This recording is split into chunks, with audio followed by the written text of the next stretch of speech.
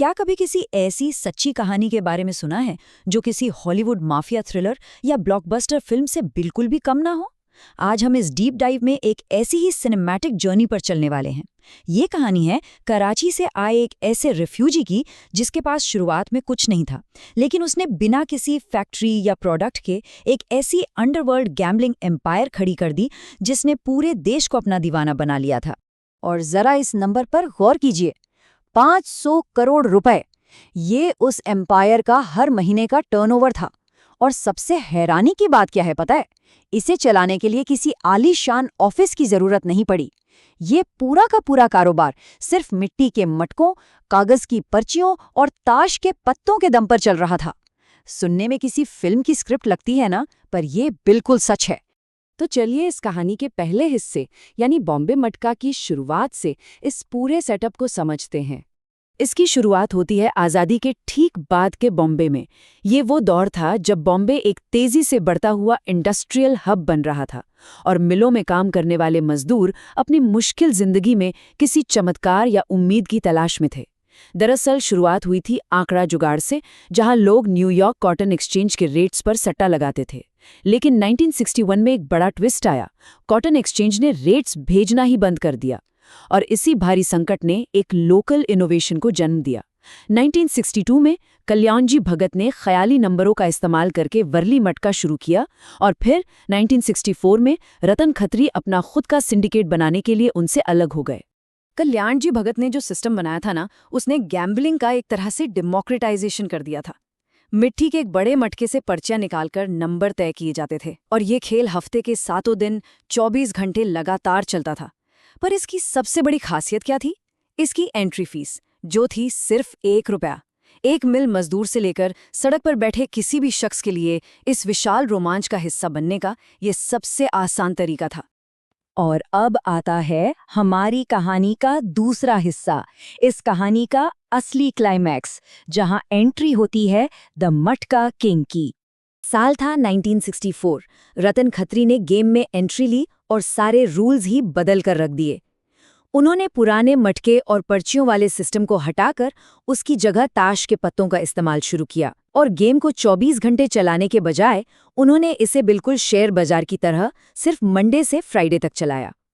इस एक फैसले ने मटके को एक बहुत ही प्रीमियम और नाटकीय फील दे दिया था। अब जरा इसके मैथ्स को समझते हैं, क्योंकि ये सिस्टम बहुत ही चतुर था। पब्लिक खुद आकर ताश की गड्डी से 3 कार्ड्स निकालती थी।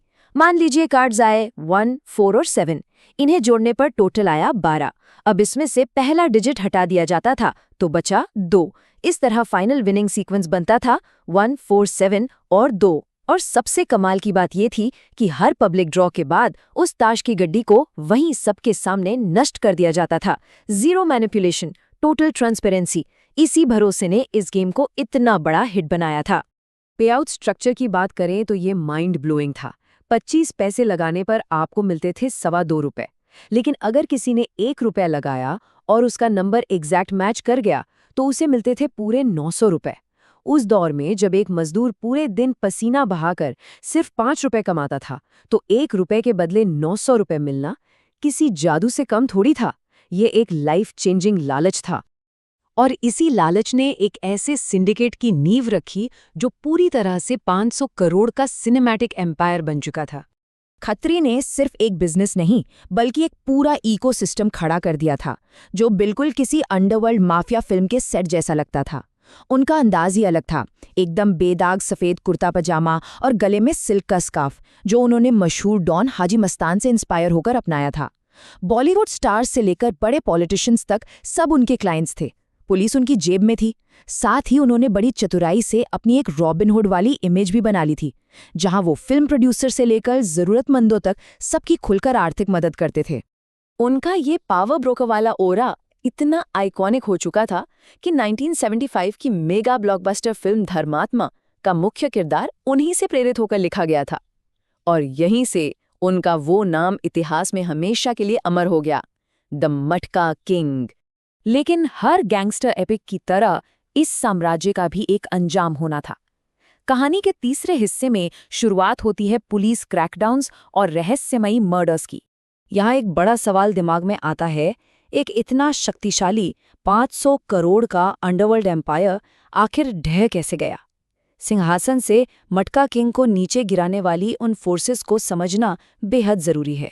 इसकी पहली बड़ी चोट आई 1975 की इमरजेंसी में, जब खत्री को 19 महीने के लिए जेल में डाल दिया गया।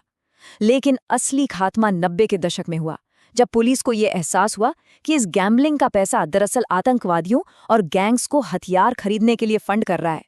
तो दयानायक, प्रदीप शर्मा और विजय साल्सकर जैसे एनकाउंटर स्पेशलिस्ट ने एक आक्रामक क्रैकडाउन किया और इस पूरे नेटवर्क को जड़ से उखाड़ फेंका। अब इन दोनों प्रतिद्वंदी साम्राज्यों का एक हैरान करने वाला कॉन्ट्रास्ट देखिए। रतन खत्री एक नो फ्लाई लिस्ट में डाले जाने के बाद 1993 में शांति से रिटायर हो गए। वो एक साधारण जिंदगी जीते रहे और 2020 में 88 साल की उम्र में उनका निधन हुआ। वहीं दूसरी तरफ उनके पुराने राइवल कल्याण जी के बेटे सुरेश भगत, जिन्होंने ओरिजिनल एम्पायर संभाला था, उनका अंत बहुत ही भयानक था। 2008 में अलीबाग पेन रोड पर एक सुनियोजित ट्रक टक्कर के जरिए उनकी बहुत ही क्रूरता से हत्या कर दी गई। तो इस पूरे एम्पायर की लेगेसी क्या रही, और क्या ये मॉडर्न डिजिटल गैम्बलिंग के दौर में सच में खत्म हो गया? फिजिकल मटका के अड्डे भले ही बंद हो गए हों और ऑफलाइन बुकीज की तादाद 2000 से गिरकर सिर्फ 300 रह गई हो, लेकिन ये ऑपरेशन मरा नहीं, ये सिर्फ इवॉल्व हो गया। आज ये पूरी तरह से ऑनलाइन शिफ्ट हो चुका है। हाल ही में सरकार को 8400 से ज्यादा अवैध डिजिटल सट्टेबाजी प्लेटफॉर्मों को ब्लॉक करना पड़ा है, जो बताता है कि इस एडिक्शन का स्केल आज भी कितना विशाल है। उस ग्लैमरस रॉबिन हुड वाली इमेज के पार देखना बहुत जरूरी है। इस भारी संपत्ति की असली बुनियाद खून, आंसुओं और टूटे हुए सपनों पर टिकी थी। इसके पीछे कर्ज में डूबे बर्बाद परिवार थे, हिंसक वसूली थी और आम लोगों के पैसे का ऑर्गेनाइज्ड क्राइम को ताकतवर बनाना शामिल था। यही इसकी असली और खौफनाक कीमत थी।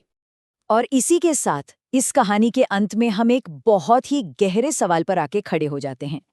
जैसे जैसे वो पुराने मिट्टी के मटके अब फास्ट रिजल्ट देने वाले स्मार्टफोन ऐप्स में बदल गए हैं, क्या इस अंडरग्राउंड गैम्बलिंग का ये विनाशकारी लालच कभी सच में खत्म हो पाएगा, या हम सिर्फ तरीके बदलते रहेंगे? ये एक ऐसा सवाल है जिस पर हम सबको सोचना चाहिए।